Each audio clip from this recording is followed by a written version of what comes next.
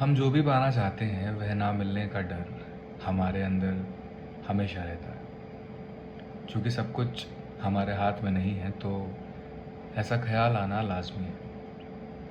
अगर ऐसा नहीं हो पाया तो ये हार का डर है जिससे हम डरते हैं, और इस डर से बचने के लिए हम भागते रहते हैं जीत की तरफ। जैसे कोई कहानी और उसमें एक हीरो।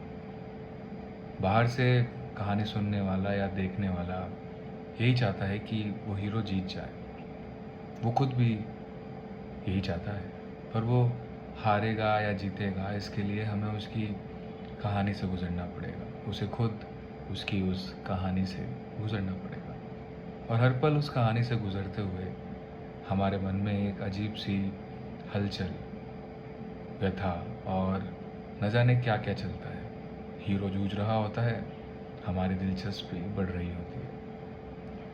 हमें अगर शुरू में या बीच में कहीं पता चल जाए कि ये तो हारेगा ही या फिर ये तो जीतेगा, तो भी हम देखना चाहेंगे कि वो आखिर किस तरह हारता है या फिर किस तरह जीतता है। क्योंकि मज़ा कहानी में है, अंत में चाहे जीत हो या हार हो। इसलिए हार का डर होना लाजमी है और जीत की गारंटी ना होना कहानी का मोड़।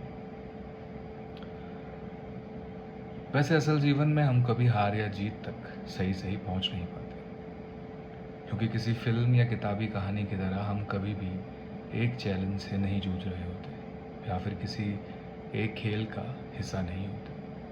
बहुत सारे चैलेंज, बहुत सारे रास्ते, बहुत सारे खेल आपस में मिले हुए होते हैं, जिनका कोई एक निष्कर्ष निकलना या निकालना बेईमानी होगी, बेवकूफ़ी होगी, धोखा होगा खुद के साथ और उस कहानी के साथ।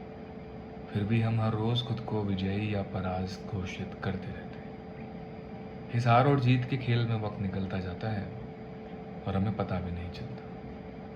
हम ना सही से जीत पाते हैं और ना सही से हार ही पाते हैं, क्योंकि हार को कबूल ना करें तो परास्त नहीं कहलाए जा सकते, और जीतने का मकसद तो कभी रुकना था ही नहीं। जीत जाएंगे तो और जीतना चाहेंगे। ऐसा जब बहुत हो जाता है तो हम रुकते हैं, कभी कुछ पलों के लिए, कभी बहुत पलों के लिए। और उस रुके हुए वक्त में कहानी जिस पॉइंट पर होती है, हम खुद को वैसा स्वीकारते हैं। फिर हार या जीत दोनों ही बेमानी लगने लगते हैं। इसके बाद हीरो सिर्फ खेलने के लिए खेलता है, मकसद चलते रहना, जीते रहना, खेलते रहना।